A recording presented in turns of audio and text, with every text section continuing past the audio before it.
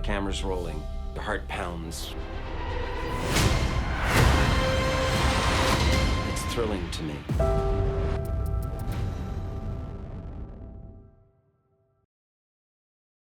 Brooklyn Big Three. Obviously, Jack, it's going to take some time to get their chemistry offensively rolling. What have you seen from this team so far? I like it. You know, we talked about it. I know where it's going to be at the end of the season. When LeBron got to Miami, they lost their first game. When KD got to Golden State, they lost their first game.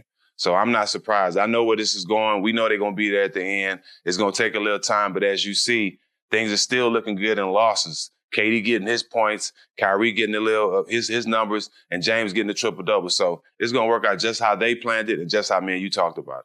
It looks like James is going to have to be the one to sacrifice now. And is he sacrificing too much? Kyrie's been putting up tremendous numbers, don't get me wrong, but he's the point guard. So is James now the point and Kyrie is the two? And like I said, is James the one that's going to sacrifice that much? Because I love Kyrie can get a bucket at any time. And I think what makes all three of those guys great is they can all get buckets at any time they want.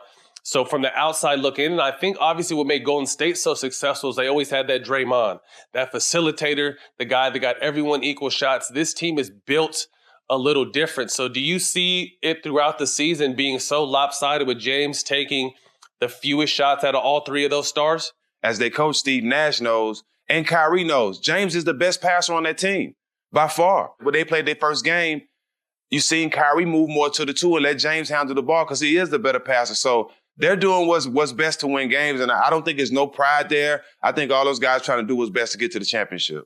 And then my last question, and I think this is their biggest glaring weakness, is their defense. Mm-hmm. We've been hearing rumors that they're looking to pick up JaVale McGee to strengthen that front line. But when DeAndre Jordan goes out, you're going to see Jeff Green at the 5, Kevin Durant at the 5. And although that's amazing offensively, like I said, I bring up that Draymond thing again. Like the Golden State made playing small look feasible, or it's not even feasible, much more than feasible. Obviously, a championship caliber type team because Draymond did so much defensively. He was literally the anchor that can guard 1 through 5.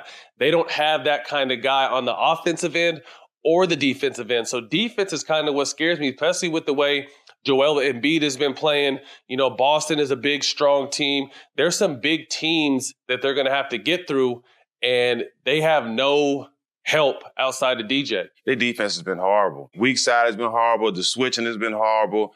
It just definitely has to get better, but they can add a guy like JaVale McGee, then things will start coming around. But I know for a fact that these guys are taking on the challenge, but they have to do way much better on defense for sure when it's time to play Boston and Philadelphia and teams like that.